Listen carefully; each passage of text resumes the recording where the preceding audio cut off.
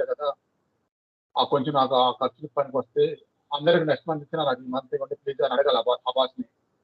అడిగేటప్పుడు రిక్వెస్ట్గా చాలా ఆయన కరిగిపోయేట్టుగా అడిగితే ఒక రకంగా ఉంటుంది.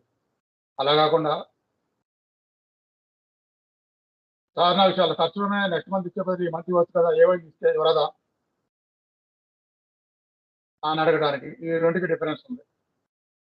ఏకాగ్రత ప్రశాంత భక్తిభావం లేకుండా మంత్రం చదివిన దానికి అవి పెట్టుకొని చదివిన దానికి ఇలాంటి డిఫరెన్సే ఉంటుంది. ఇక్కడ బాస్ మనం అడిగింది వాళ్ళంటే ఎలా అడిగితే ఇస్తాడు, ఎలా అడిగితే కోపం వస్తుంది. భగవంతుని స్మరించేటప్పుడు మంత్రం చదివేటప్పుడు భగవంతుడు కూడా అలానే ఫీలింగ్ ఉంటుంది.